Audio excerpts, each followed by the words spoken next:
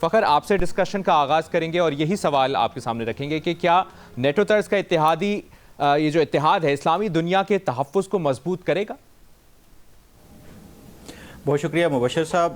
جہاں تک یہ پروپوزل ہے اور یہ جو ایک نئی ٹرمینالوجی اسحاق ڈار صاحب نے نیو نیٹو کے حوالے سے کی ہے، لگتا تو بظاہر آن پیپر ایک اچھا اور زبردست آئیڈیا ہے کہ یہ جتنے اسلامی ممالک ہیں اگر ان کا مشترکہ کوئی ڈیفنس میکنزم یا کوئی اس طرح کا وہ بن جائے تو یہ ایک اچھا میں سمجھتا ہوں ایک ہوگا. لیکن سوال یہ ہے کہ کیا یہ اس کے اوپر عمل درآمد بھی ہوگا یا نہیں ہوگا. اگر ہم ماضی کو دیکھیں اور ماضی کی مثال کے ساتھ دیکھیں تو اس سے بظاہر یہ لگتا ہے کہ یہ ماضی میں بھی مسلم ممالک کی طرف سے اس طرح کے اتحاد اور جوائنٹ جو ہے یہ ڈیفنس اور اس کے ساتھ ساتھ اسٹریٹجک پلیٹ فارم کے حوالے سے کوششیں کی گئی ہیں لیکن کامیاب نہیں ہوا.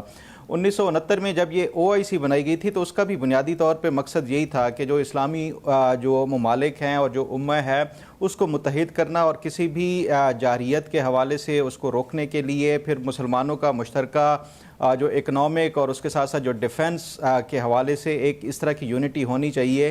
لیکن یہ 50+ ایئرس ہو گئے ہیں، اس کے باوجود بھی یہ کوئی اس طرح کا مشترکہ اپنی کوئی عسکری فورس یا اس طرح کا کوئی میکنزم یا پلیٹ فارم نہیں بنا سکے. اس کے اگینسٹ اگر ہم دیکھیں نیٹو کا، تو نیٹو جب یہ کولڈ وار میں نیٹو کو بنایا گیا تھا تو اس کا بنیادی مقصد اس ٹائم یہی تھا کہ جو یورپ ہے اس کو ایک کلیکٹیو اس کے ڈیفنس کے لیے یہ تمام ممالک نے ایک جوائنٹلی وہ جو میکنزم بنایا تھا وہ اس کے اوپر کامیاب بھی ہوا ہے. سوال یہ ہے کہ یہ جو مسلم ممالک ہیں یہ ایک پلیٹ فارم آلریڈی OIC کا یا پھر اس کے بعد ریسنٹلی اگر ہم دیکھیں تو جو ایک جوائنٹ فورس بنانے کا کہا گیا تھا ٹیررزم کو کاؤنٹر کرنے کے لیے، اس کے اوپر کیوں کامیابی نہیں مل سکی. تو اس پہ بنیادی اگر ہم وجہ دیکھیں تو جو مسلم ممالک کے آپس میں جو اختلافات ہیں وہ ایک آڑے آتے ہیں اور یہ اختلافات اس کی کئی وجوہات ہو سکتی ہیں. اس میں جو سر فہرست ہے جو فرقہ وارانہ جو ایک ریزن ہے اس کی وجہ سے میں سمجھتا ہوں کہ یہ ایک آڑے آتی ہے. پھر اس کے ساتھ ساتھ جو مغربی ممالک ہیں انکلوڈنگ امریکہ اور جو یورپ ہے ان کے بھی جو اسٹریٹجک انٹرسٹ ہیں وہ اگر کوئی مسلم ممالک ایک جوائنٹ پلیٹ فارم بنا کے اور جوائنٹ کو اس طرح کی عسکری قوت بناتے ہیں تو ان کے جو اسٹریٹجک انٹرسٹ ہیں ان کو جو ہے یہ گزند پہنچے گی.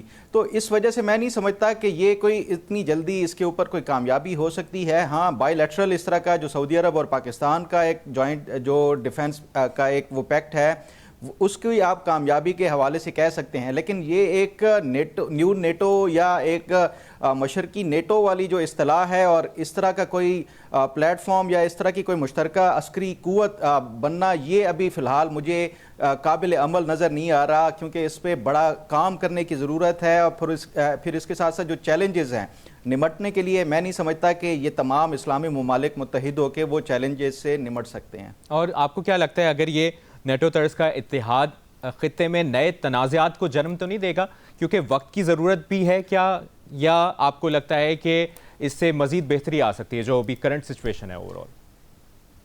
دیکھیں یہ اتحاد تنازعات تو ہمیشہ سے ہی مسلم ممالک کے درمیان آپس میں بھی تنازعات رہے ہیں. اس خطے کے حوالے سے دیکھیں ابھی پچھلے چند سال پہلے تک جو ہے ایران سعودی عرب کے جو تنازعہ تھا وہ سب کے سامنے ہے. پھر جو شیعہ اور سنی کا جو ایک بلاک کے حوالے سے وہ بھی سب کے سامنے ہے. لیکن اب جو ایک نئے جو تنازعات اور جو خاص طور پہ مسلم ممالک کے لیے ایگزسٹینشیل جو کرائسس اور یہ ایک سوال اٹھا ہے جو خاص طور پہ اسرائیل کی صورت میں قطر کے اوپر اٹیک یا دیگر کچھ ممالک کے اوپر اٹیک، تو اس کے بعد یہ ان ممالک کو ریئلائز ہونا شروع ہو گیا ہے کہ جب تک یہ متحد نہیں ہوں گے تب تک یہ ان کی جو ایگزسٹینشیل جو کرائسس ہے وہ اسی طرح برقرار رہے گا.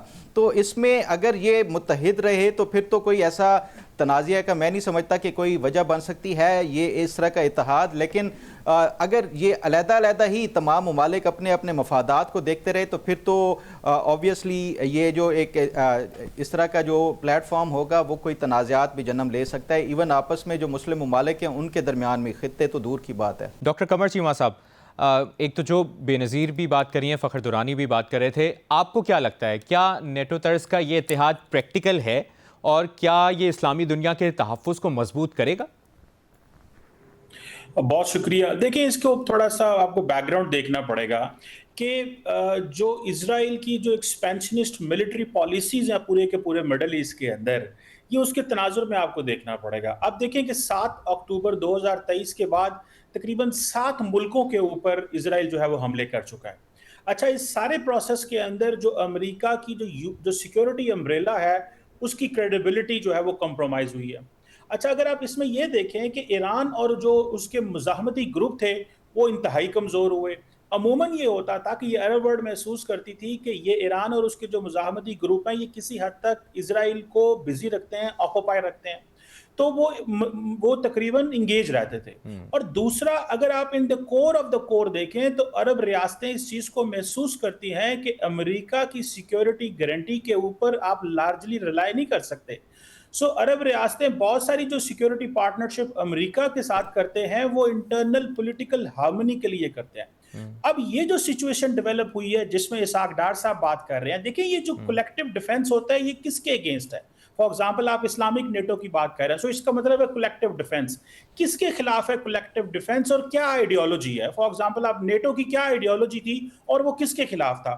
یہ دیکھنا ہے کہ یہ کس کے خلاف ہوگا اور کیا ہوگا. مجھے ذاتی طور پہ یہ لگتا ہے کہ امریکنز بھی اسرائیل سے ناراض ہیں. فار ایگزامپل یہ جو قطر کے ساتھ ہوا کہ پہلے تو اسرائیلی پرائم منسٹر سے معافی منگوائی, پھر دوبارہ ایک ایگزیکٹو آرڈر جاری کیا کہ قطر پہ جو حملہ ہے وہ امریکہ پہ حملہ اور امریکہ جواب دے گا. دیکھیں آپ کو یاد ہونا چاہیے کہ مڈل ایسٹ کے اندر امریکن پریزیڈنٹ کے کمرشل انٹرسٹ ہیں, پرسنل فیملی کمرشل انٹرسٹ بھی ہیں. نہیں لگتا کہ وہ اسرائیل کو بھی الرٹ کر رہے ہیں. یہ جو سعودی عرب اور پاکستان کا جو قریب ہونا ہے اس کو بھی آپ تھوڑا سا انڈرسٹینڈ کریں, اور اگر ریڈ کریں تو اسرائیل کو پیغام دیا جا رہا ہے کہ تمہارے یہ جو ریویژنسٹ پوسچر ہے مڈل ایسٹ کا, یہ ہمارے ہی الائز کو ہمارے اوپر ہی کوسچن مارک لگانے پہ مجبور کر رہا ہے. اسرائیل کو بتایا جا رہا ہے کہ بہت سارے ملٹری آپشن سوچے جا سکتے ہیں, ہم یہاں پہ الٹیمیٹ گارنٹرز نہیں ہیں, یہ عرب ممالک کے پاس ملٹیپل آپشنز موجود ہیں. لہٰذا آپ بھی اپنے بیہیویئر پہ نظر ثانی کریں. میرا خیال ہے کہ یہ ایک طرف اب دیکھیں نا, ایک طرف ایک ایپیٹائٹ ہو سکتی ہے مسلمان دنیا کے اندر کہ ہمیں یہ الائنس بنانا چاہیے.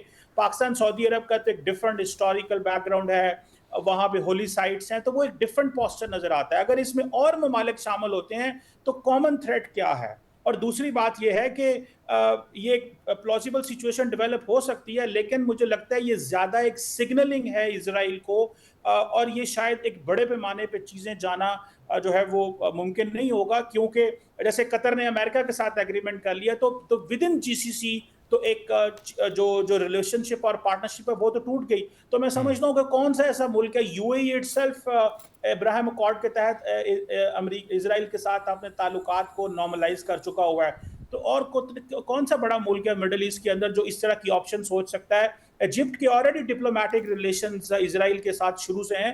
مجھے لگتا ہے کہ یہ چیز اس طرح پریکٹیکلی نہیں جائے گی. ہاں اسرائیل کو سگنلنگ کی جا رہی ہے کہ آپ اتنا زیادہ ملٹری جو اپنی ایکسپینشنزم ہے اس کو نہ دیکھیں, گریٹر اسرائیل کے خواب کو چھوڑیں. ہم آپ کو مڈل ایسٹ کا حصہ بنانا چاہتے ہیں, نہ کہ ہم آپ کو مڈل ایسٹ کے اوپر ایک ڈومیننٹ فورس کے طور پہ مسلط ہونے دیں گے. اور یہ جو اتحاد ہے جو نیٹو طرز کا جس کی بات اسحاق ڈار صاحب کریں, آپ کے مطابق پھر یہ خطے میں نئے تنازعات کو جنم نہیں دے گا, پرانے تنازعات کو حل کر سکتا ہے اگر یہ پریکٹیکلی کوئی شکل اختیار کرتا ہے؟ دیکھیں اس سے یہ ہو سکتا ہے کہ ایٹ لیسٹ اسٹیٹس کو مینٹین رہ سکتا ہے. اسرائیل کی جو ایکسپینشنسٹ پالیسیز ہیں اس کے اوپر کویسچن مارک لگ جائے گا. باقی ادروائز دیکھیں کہ اگر یہ کچھ سلوشن نکال سکے تو اس کے لیے بہت مشکل ہے, کیونکہ آپ کو ملٹری فورس کا استعمال کرنا اگینسٹ اسرائیل وہ بھی ایک دیکھیں وائبل آپشن نہیں ہے. یہ تو میرا خیال ہے کہ ڈیفینسو پرپسز کے لیے اس طرح کی جو پاسبلٹی جو ہے وہ سوچی جا رہی ہے.